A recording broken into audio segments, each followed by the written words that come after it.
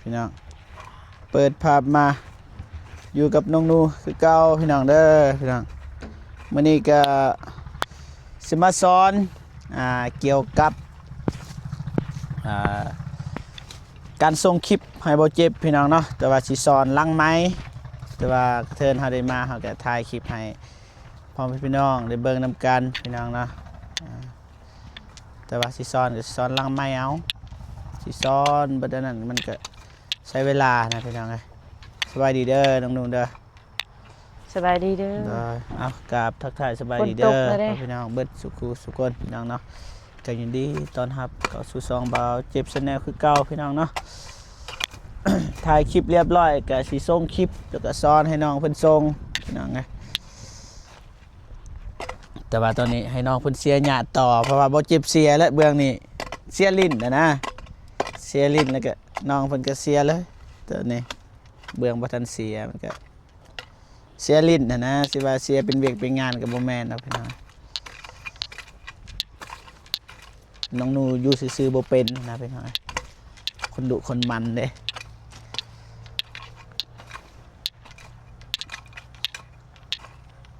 เมื่อวานเนี่ยไปใส่น้องหนู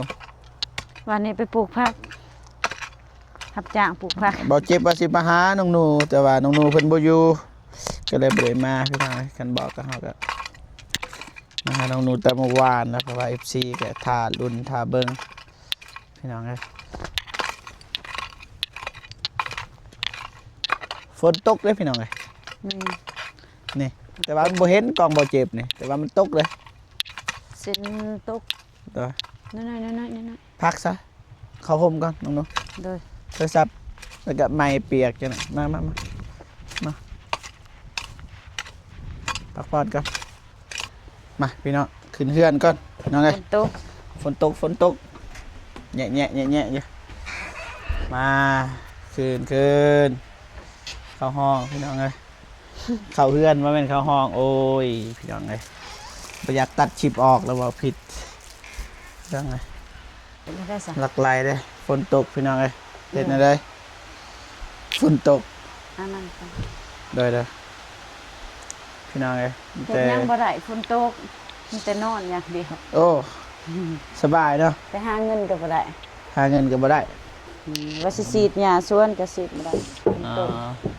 เมื่อวานนี้บ่ตกไปรับจ้างปลูกผัก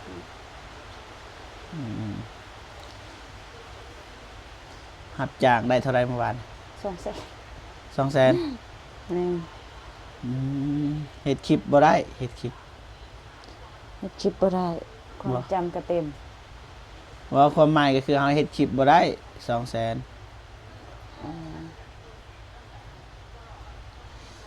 บ่ได้ได้สำนั้นเอาเด้อได้อยู่ไก่โหดเนาะเต็มเลยแพงกล้องก็บ่ได้ปานใดแต่สิลงคลิปไปแล้วจะหน่อยส่งลงคลิปแต่สิหยุดคลิปก่อนแล้วก็สอนน้องเพิ่นแล้วก็สิถ่ายต่อเด้อพี่น้องเด้อมาพี่น้องจะลองหาเบิ่งต่อ5 นาทีจังคือลองส่งเบิ่งได้ป่ะอยากให้น้องเพิ่นเฮ็ดเองนะพอดีเฮาสอนแล้วก็ให้เพิ่นเฮ็ดเองบัดนี้ให้เพิ่นเฮ็ดเองว่าได้หรือบ่ได้คันเฮาสิสอนฮะได้อยู่ใช่นี่ได้ตัวนี้เท่าไหร่13 วิตัวนั้นบ่เวลาจะส่งทางอันนั้นเอกสารนะเด้อตัวนี้บ่แม่นเด้อเอกสารบ่ตัวนี้ก็ส่งทางหูมีบ่ตัวยาวกว่าหั่นนี่คลิปหาบ่โดยเป็นน่ะเด้นี่เท่าไรฮะ12 วิส่ง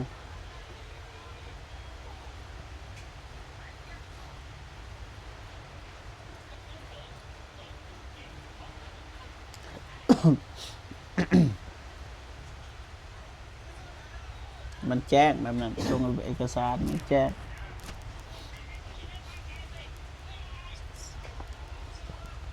เจ้าทาย4-5 นาทีแล้วก็หยุด4-5 นาทีแล้วก็หยุดเด้อ เออ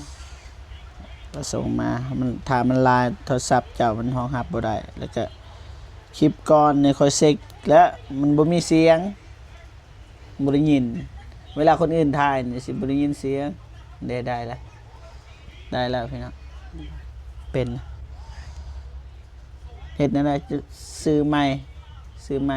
ตัวแสนปลายก็ได้ ถ้าได้เงินเกินจังซื้อ บ่อาจสิหาเงินอาจสิหาเองเจ้าบ่มีเด้อก็สิหาเองนะเงินนะแต่บ่ฮู้ว่ามือใดได้ล่ะ อืม ก็สิซื้อตัวแสนปลายบ่ม่วนก็ยาเนาะขอที่เฮาได้ยินก็สิซื้อตัวแสนปลายเอาไม้บ่ฝนยังบ่ไม้บ่ฝนมีบ่น่าสิบ่มีครับไม้บ่ตูนก็ไม้เฮาก็จักหยังจักบ่จักทิ่มนะเมื่อเทื่อค่อยทิ่มแล้วจักไม้โตตอนเฮ็ดแรกๆกันมันบ่ดังมือมันดังก็ดังมือบ่ดังก็บ่ดังนะพี่น้อยเป็นนะเนาะ ท้ายมันนี่เฮ็ดหยังจะก็ท้ายประมาณนี้แหละพี่น้องเพราะว่าเขาก็น้องเพิ่นจะเป็นแล้วพี่น้อง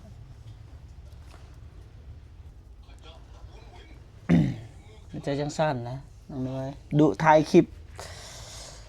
ดุถ่ายมื้อหนึ่งบ่มีรีลอกก็2 คลิปซะคันไลน์ก็เสาเพนแรงได้ลง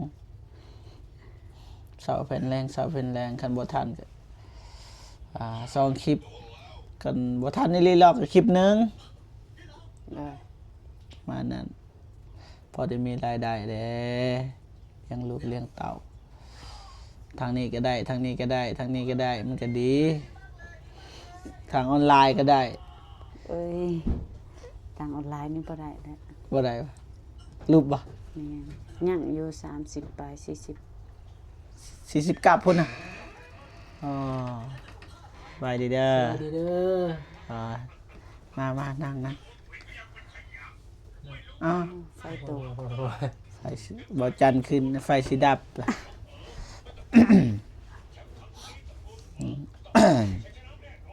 กินอ้อยบ่ หึ กินอ้อยบ่ อ้อยตัวใด อ้อยตอง ได้แล้วเกรงใจบ่อยากปานใด หวานแน่ละได้ หวานล่ะ เด้อกินมื้อวานซื้อ อ๋อไปบ่ประจันคอยกินตอนนั้นบ่ทันหวานตอนนั้น ไปกับไปตีบนเสืออ่อยมันหวานแหละได้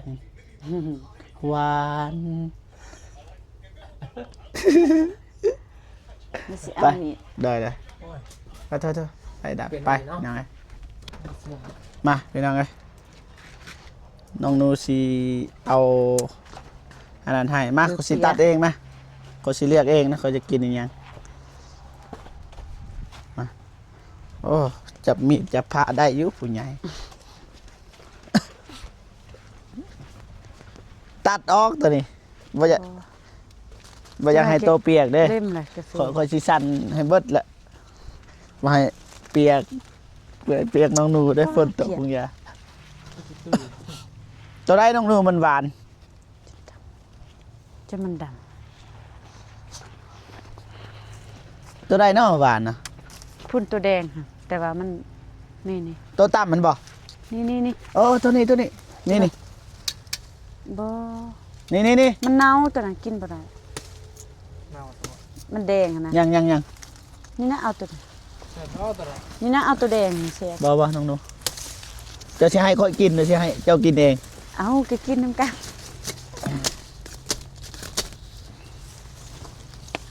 ต้นนิดหน่อยนะต้นนิดหน่อย ฮะ ต้นนิดหน่อย อ่ะเขาเอิ้นว่าอีหยังวะ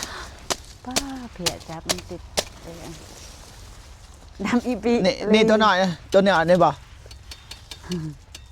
นี่ตัวนี้เขาว่า ตัวนี้ตัวนี้บ่ ที่อ่อยคอยเบิดแล้วทำไมวะ เอ้ยต้องลาย ค่อยมากินอ้อยแดง เจ้าได้หาเลี้ยงเองนะน้องนู หาโลด มันเป็นลมคมเป็นยา ชื่อตุสิเบิ่งตัวนี้จะว่าหนาวตัวนี้คอยคิดว่า ถ้า ตั มั วน แด นี้ งเลยมันกินบ่ได้ ได้ปะ โอ้คือว่ามีโกนอยู่ใน นั่นแหละ จิบแค่ได้แข้งพอดไป วานลายนี่ลำบากลำบาก อาซัมพอดี มื้อนี้เดี๋ยวบ่มีสาระปันใดเด้อพี่น้องเด้อแบบมาเอาคลิปน้ำนองเพิ่นแล้วก็สอนน้องเพิ่นเล็กน้อยสอนวิธีส่งเพราะว่าเฮาสิลงเองตัดเองบ่ยากแต่ว่ามันบ่ผิดดอกเฮาบ่ค่อยได้ตัดดอกบ่แม่นเฮาถ่ายเด็กน้อยกันถ่ายเด็กน้อยเด้อนี่ ฝนเศร้าตกกันเด้น้องหนู โดย เอาอะนี่พอดี3 คนนี่3 คนได้เลยคอยขู่เบิดนี่เบาจัน โอ้คือโผล่แต่ไม่เอาแล้วไปแล้วเอาหนู เอาตัวนี้ก็ได้ เอาจัน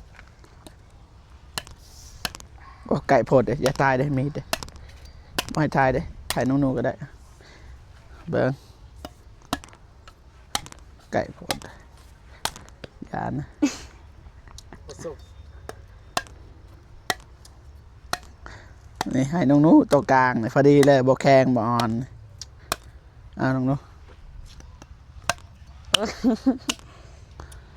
นี่ให้ค่อย อู้ยน้ำออกเลย ดาเมื่อนำออกมีแต่น้ำอยู่ในหัน อือ จะได้สิหวาน นั่นแหละบอกบ่เอาตัวนี้ กินได้ปะ สิ่ง ได้จับกะไม่จับไม่ทุก ตะตะ ได้ปะน้อง บ่อ่ะตัวนี้เบิ่ง เนี่ยร้อยกลัว บอกบ่เอาตัว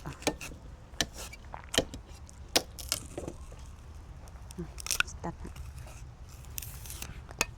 เอาเลยพวกเจ้าเด้อ บ่เอาบ่ อ่ะค่อยเอาปลายก็ได้ตัวมันบหวานนี่แหละ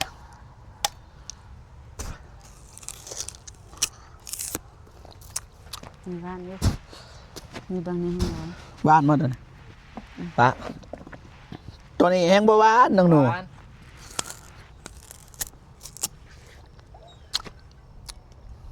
หวาน หวานบ่ หวานอะไร หวาน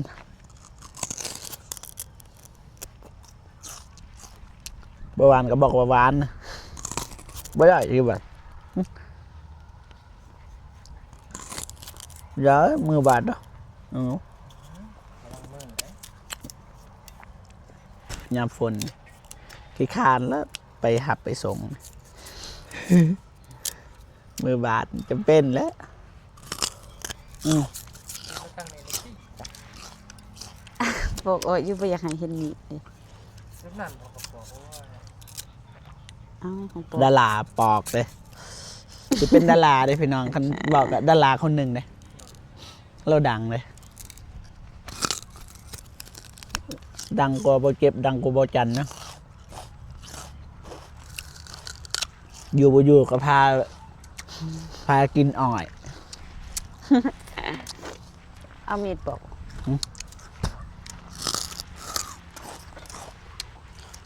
ก็จะเสียหยาลิ้นนะ บอกไงครับ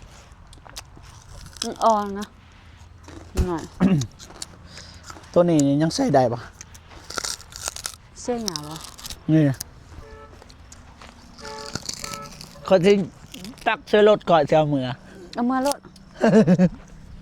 มาเทเหือน มาเทพื้นได้อยู่ มันหนัก มื้อหน้ามันก็ไหลเบิดนั่นแหละฝนตกมาเท่าใดเบิ่งมันไหลออกมา เขากินบอกกันยังเลย นี่บอกกันยังลอยไหลก่อน ไล่ก่อน อืม ไล่บริหาร อืม บฮอด ยังสิบ่ฮอดขอเอาไปทางห้องน้ำอีก อย่าละ อ้าวเสียดายอันใดเหือนแค่แน่สิโกผืน พอใช้เพื่อนเขาตีเองดินแบบ สิเป็นแกสิเองนะ มีห้องนิดหน่อยข้าวขออยู่วัดเด้อข้าวอยู่วัดได้เฮ็ดกำแพงติอันเอ้าไปซื้อเด้อ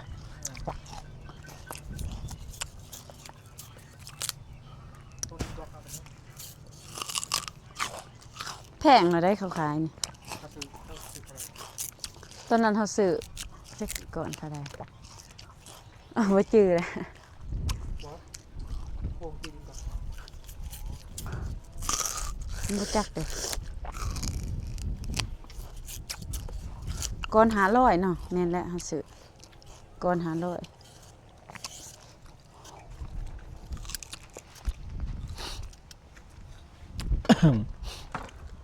กินบ่ กินขวดสิเอาได้ปะมันบ่มีตินี่ นี่เด้เอาเบิ่ง เบิ่งนี่โอ้โง่เลยบ่เจ็บนะถ่ายคลิปแล้วเนาะในคลิปก็ว่าโง่ตัวเองนะ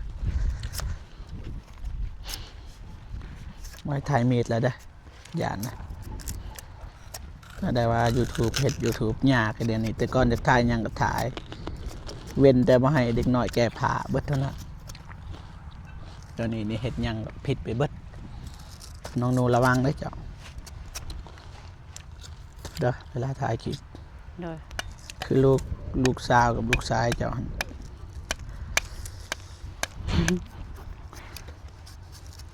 มันไปสวนนี่บ่ได้ถ่ายดอกตึกน้อย อืม บ่ได้ไปนำ ไปใส่นะหมอจอยไปใส่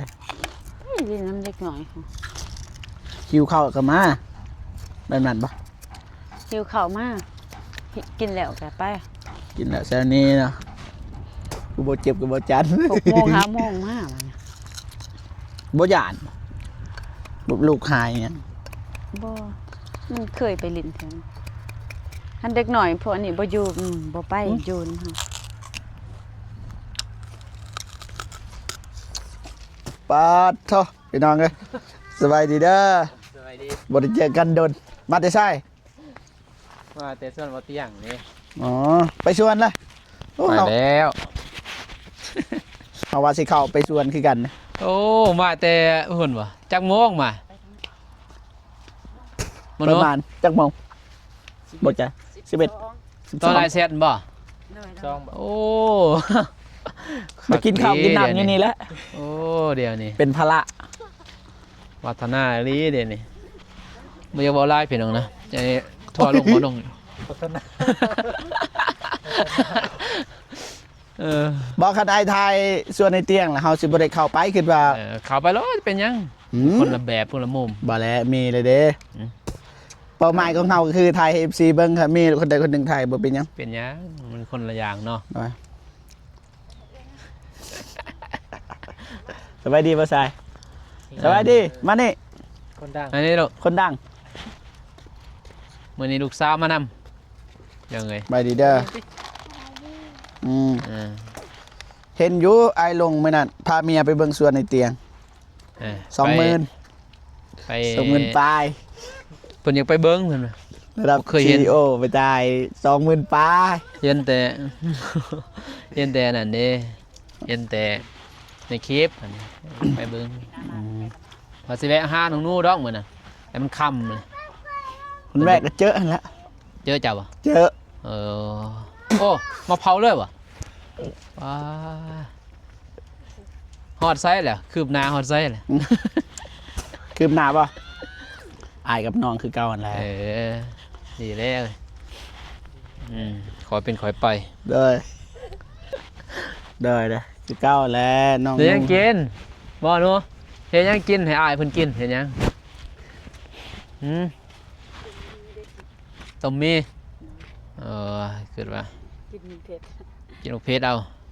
บ่พุ่งบ่มีเนาะ ต้มมีเพชรโตๆแพงๆอ่ะนะกล่องใหญ่ๆนะ โอ้แพงๆเลยบ่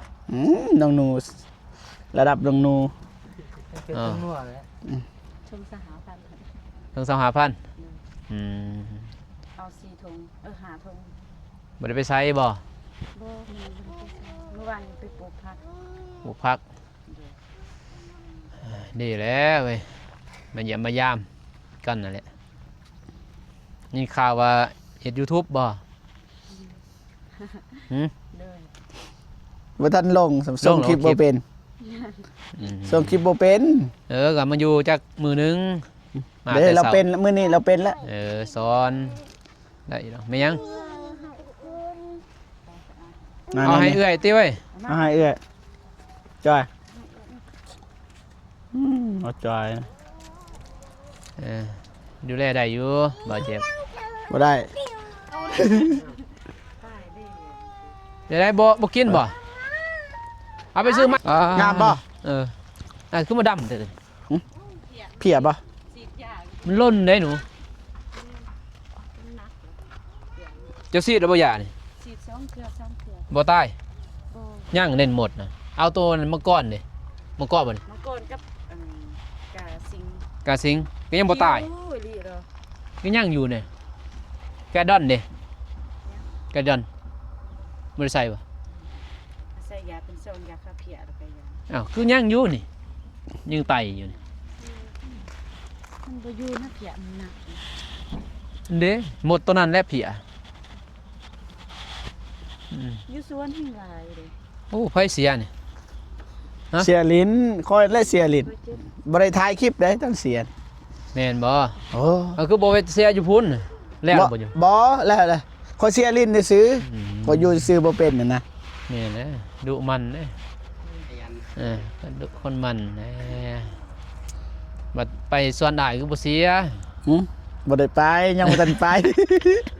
ว่าว่าเรื่องไปบ่ทันเห็นจะบ่อยู่ไสอยู่ไสผู้แต่ว่าอยู่เทั้งผู้บ่เมื่อวานนี่อ้าย นะ พอดีตอนเช้าเนาะ อืม พอดีให้หลานเพิ่นไปส่งแม่ไปสวนพอดีตอนแรกนี่เฮาว่าสิไปรับ อ่า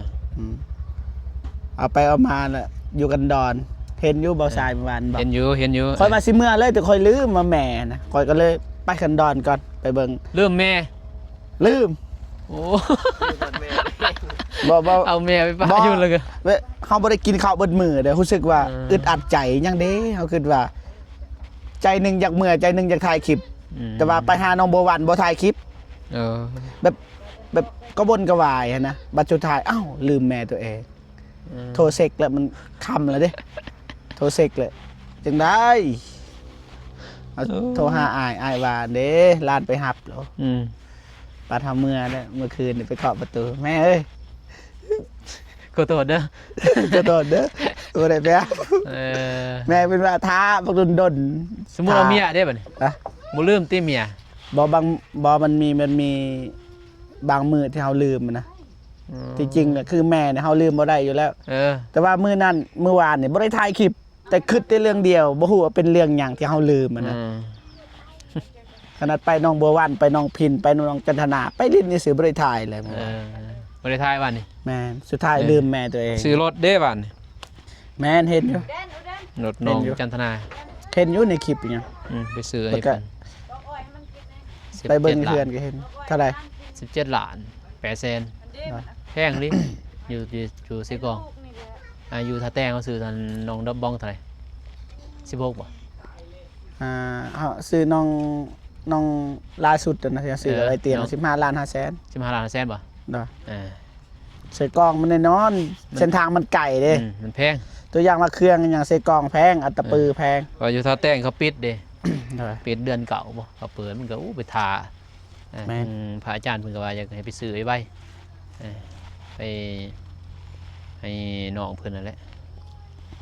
เพราะว่าง ามอยู่สีมักสีนั่นคือกัน งามเลยบ่ติดดอกนู่นๆเนาะ น้องหนูบ่เห็นดอก เห็นแล้วเบิ่ง เห็นบ่ คิดว่าบ่เห็น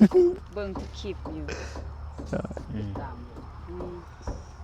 ก็งามสีนั่นมันแต่ก็แพงนั่นแหละพี่น้องเนาะดีแต่ว่าพระอาจารย์เพิ่นโอนมา 30,000น่ะบ่พอ อ๋อ ดีแต่ว่าบ่นุ่งซื้อน้ำมันล้านหนึงซื้อเพราะมันใกล้ไปเนาะ ไกล ซื้อไปก็เลยว่าแล้วก็ยังเหลืออยู่18ล้านนี่ก็พอดีงามซื้อกินซื้อยาก แล้วก็ให้เงินให้น้องเพิ่นเติม พาน้องเพิ่น เหลือ ไป จัง สวดเข้าอดน้ำก็บ่ได้ แม่ ติ นบ้านเฮาก็สิเอาโจกเงินบ่มีเงินอีก สัตว์นะช่วงนี้ สอด น้อง หมดเลย เป็นหนี้อยู่ โอ้เป็นหนี้พี่น้องเอ้ยยัง บ่ แปลงรถแปลงร่างอยู่ บ่ ยังสิแปลงรถมื้ออื่นพุ่นแหละสิเข้าไปเอาแล้วก็จังถ้าว่ามีเงิน บ่คัก มี หน้า เงิน รถนั่นน่ะ ฮะ บ่คักบันไดนะแบบ เออ แบบ คัก เวลาเขา แหะ เล็งมัน ควัน ควันปู ไปสวรรค์เนาะ ด้วย ตายเลย FC ว่าไปสวรรค์บ่ตายได้จน บินซะบ่เจ็บ อันนั้น โดนได้บินเลย อีหยัง เออ ก็รถเก่าหั่นแหละแต่ว่ามันต้องได้ไปนั่นพี่เนาะ แปลก แปลง ๆแต่ว่า อีก ขี่ได้อยู่ อืม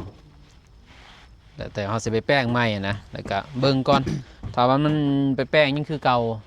ค่าสร้างก็แพงพี่เนาะมานุ่งก็ บ่ เลย คัน ว่า มีเงินแนะนำให้เปลี่ยนน่ะ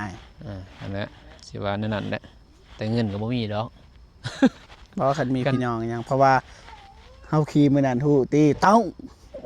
เอามุนหมดแล้วทาง หมุน กองสั่งมุนหมดเลย นี่ตังกองน้องไปเบิ่งเจ้าหน่อยสิพาไปเบิ่ง ตายสั่งก็หมดเลยเด้ นี่หน้าจอก็ยังก็หลุดเบิด จุดออก สิว่ายังออกเลยเนาะ เออ เนี่ยพงเลยมันบ่เจ็บจนหัวดอนใส่ยังขึ้น หลังคา หลังคาเลยหนังทางหลังนี่แต่บ่ได้ใส่เข็มขัดเนาะจ้าเนาะ เด้อ เกือบตายเออ บ่เจ้าเห็นก็ตอนเฮาบ่ถ่ายคลิปได้นั่น เอ เด้ อตอน เฮานำไม่เตีย บ่จันทพรเนาะถ่ายเนาะ บ่เราบ่ถ่าย บ่ได้ถ่ายบ่ กระทายคือกัน ถ่าย บ่ ที่ ถ่ จันทพร ต ถ่า อย นนั้นน่ะ ทาย บัตรหลุดพุ่นแล้วบัตรเฮาจอดรถถ่าย จอดเลยตอนจอดนั้นบ่จันทพรตาย แต่ว่าตอนแรดหั่นโอ้เป็นยังไงเนาะดีแต่ว่าช่วงหลังดีเลยรถนั้นเนาะมันดีรถนั้นถ้าบ่ดีนี่โอ้ยันสัตว์ลงห้องได้ยินแต่ชื่อเนี่ยไปสวรรค์ ให้มัน ครั้งแรกก็จบเลย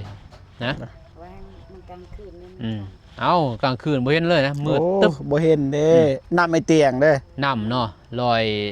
อยเศร้าตัวนี้ยอมรับเลยเนาะแลนลอยเศร้าลิน้ำเอาเตียง ไวลีเนาะ ไว้ แต่ตำรวจถามยังแลตัวใดก็ไวลีแหละ ก็ไว้เขาก็ยอมรับนะไว้เพราะว่ามันแลกแข่งกับเวลาเนาะ เออ เอาเมื่อค่ำดิ เพราะว่าเส้นทางเพราะว่าเฮาก็คิดว่าเอ้า เออ ถ้าไอ้เตียงต้นคุมเฮาก็ต้นนำนะ เราลีกละฮู้เด้เราคิดว่าเราฮู้เด้ เราหูมันบอกเราไป เออ เขาก็ เรา แล ก็ กไปเลย โต้น เจ้า บัดนี้ บัดเราโต้นคือว่าเพิ่นว่าเป็นหยังเพิ่นเพราะรถเพิ่นมันนั่นเนาะ ว่า โซกมันคักเลยโอ้ยโซก เรา 40,000 ต่อ เนาะ เติมมาเด้อ 40,000มันก็คักแล้วโศกเขานิ่มเด็ดบัดอายผ่าต่ำท่อน ต่ำท่อนเลยแหล้วพากันเกือบตายเห็นเนาะมันมาเสก เกือบ โอ้ เสียแต่ซื้อ 10ปลายล้าน แวนก็แตก แต่ว่าบ่ทันแป้งนะตอนนี้นะเสกก็ซื้อ เนาะ มันแต่เขาคันมีเงินก็ จะเสกกระสิบ แนะ ไป นำให้ ทำ เปลี่ เขา ยน แล้ว นะ 10ปลายล้าน10ปลายล้าน บ่อ้าย เรามีเงินก็ไป เพราะว่า ซื้อแล้วเอาเงินให้เขาฮะ เพราะว่าหนึ่งมันควรกับลายหั้นนะลบ ลาย มาหนึ่ง นี่ ก็ ก่อน ออกละ อืม ตอนเฮามีโอกาสได้บัตรวิทย์กำหนดอีหยังก็ยากเฮา เพราะว่ามันบ่ทันถึงปีเด้ ทำเดือนหนึง2เดือนนี่ก็เทิร์นก็ราคาก็สิต่ำแน่อยู่ ตาม เอาไล่ แต่ว่ามัน เฮา ก็ ทำประกันจะ 3 3 ปี 3 เดือน สิโดนอีกยัง3 เดือนยังอีกเดือนหนึ่งนะเนาะ แต่ ยังดึงเดือนหนึ่งก็ ได้ หมด ฝากไปปี อืม แต่จังซั่นนั่นแหละเปลี่ยนได้ก็ได้ เทิร์นเอาแหละเทิร์นกับราคามันก็ต้องแพงก เฮา ว่า ยังอยากเทิร์นรถนี่ เทิงกระตื้มอีก นี่แต่ว่าบ่มีเงิน ได้อยู่เทิร์น ฮะ กระบะ กระบะ นะ ประตูเดียว แต่ว่า แต่ว่าใส่นี่ก้อนจุ๊บ ใส่หนี่ก่อน ยังไทย ตัวอย่างมาใส่หนี่เบิดนี่มีเมียเอาให้เมียเลย รถเนี่ย แม่น เฮาสิอันนั้นรถใหม่อีหลี ก็แม่นเลยไอ้เมีย เออ เท่าไรยังเท่าไรนี่ จังหวะเด้บ่ทันไหลแต่ว่าเดือน6ล้านก็2ปี อันนี้ก็บ่ทันฮอดปีหนึง 2 ปีบ่นี่ แม่น แต่ว่ายังเท่าไรขาง 100 ล้าน ที่ยังค้างตอนนั้นนะ100 ล้าน แต่ว่ากับเปอร์เซ็นต์นี่ยังก็140% โอ้ย เนี่ยครับ แต่2 ปี โดยรวม140บัดนี้ยังติดหนี้เขา กระทบแต่ละเดือน 2 ปีมันก็ถืออยู่ แต่นี่เจ้าทอกไปก็6 เดือนแล้วเนาะ จังหวะ ได้แล้ว แต่ว่าเฮาก็ทอกเลย แต่เดือนยังเอา จังหวะเด้ เดือนหาบ่ เดือน4นี่แหละปีใหม่เหมือนเดือน3 ก่อนปีใหม่ ก่อนปีใหม่เดือน3เนี่ย6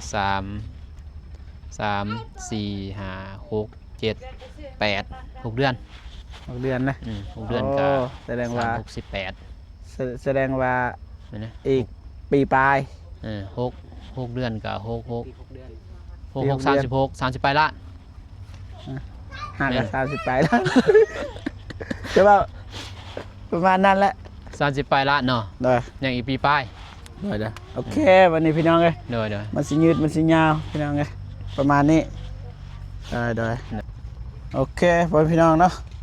กับประมาณนี้พี่น้องเอ้ยเบาจิบกับสิจบคลิปก่อนเด้อพี่น้องเด้อเจอกันคลิปหน้าพี่น้องเนาะสำหรับคลิปนี้ไปก่อนเด้อพี่น้องเด้อสบายดีไปบ๊ายบาย